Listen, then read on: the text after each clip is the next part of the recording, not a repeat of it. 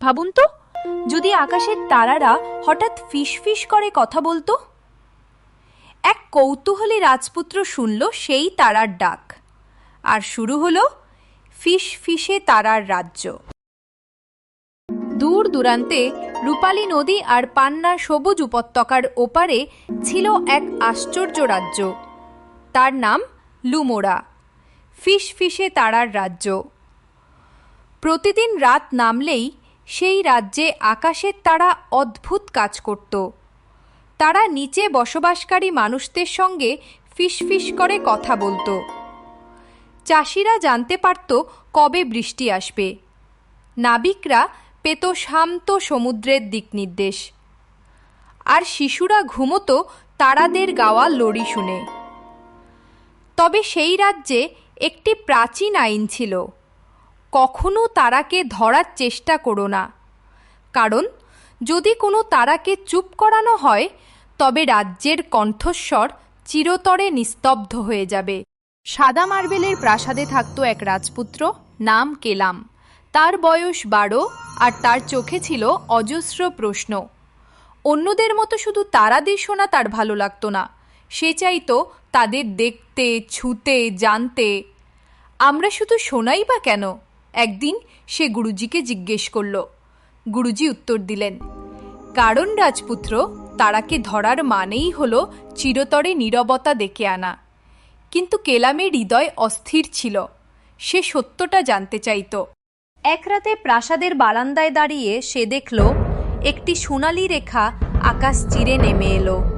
একটি তারা পড়ল ফিসফিসে অরণ্যে। কেলাম ছুটে গেল বনে।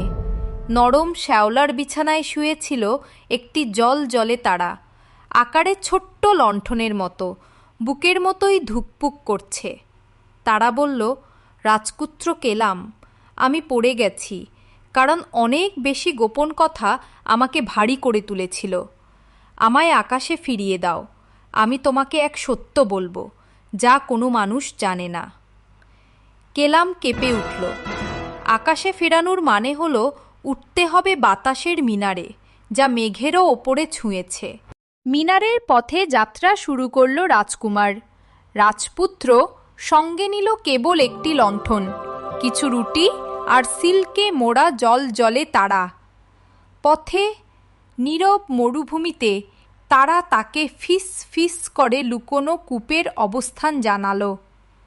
বরফ ঢাকা পাহাড়ে তারা সুর গাইল, আর সেই সুরে বরফ গলল, পথ খুলে গেল। ছায়ার উপত্যকায় যেখানে ভয় মিথ্যে ফিসফিস করে, সেখানে তারার আলোয় অন্ধকার পালিয়ে গেল। ধাপে ধাপে সে পৌঁছল বাতাসের মিনারে, যা মেঘের চেয়েও উঁচু, যেন আকাশ ভেদ করেছে। মিনারের শীর্ষে দাঁড়াতেই আকাশ যেন নেমে এলো। তারারা তাকিয়ে আছে কৌতূহলী চোখের মতো। তারার আলো বলল, রাজপুত্র কেলাম, আমরা শুধু আলো নই, আমরা তোমাদের স্মৃতি।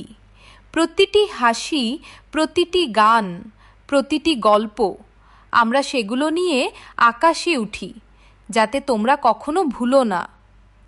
কেলামের চোখ বড় হয়ে গেল।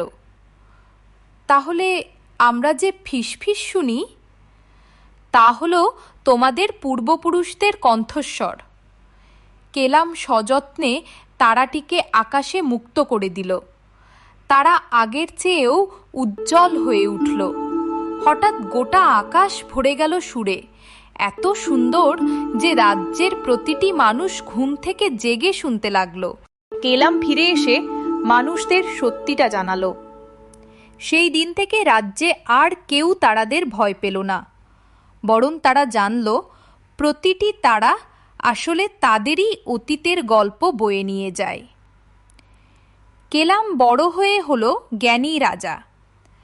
তাকে মনে রাখা হলো যুদ্ধ বা ধন সম্পদের জন্য নয়, বরং এই কারণে সে তার মানুষদের সাহসী করেছিল আকাশের কণ্ঠস্বর শুনতে এবং নিজেদের অতীত চিনতে। এর থেকে আমরা শিখতে পারি, আমাদের গল্প, আমাদের কণ্ঠ, আমাদের ইতিহাস কখনো মুছে যায় না, তা তারার মতো ঝলমল করে আমাদের পথ দেখায়।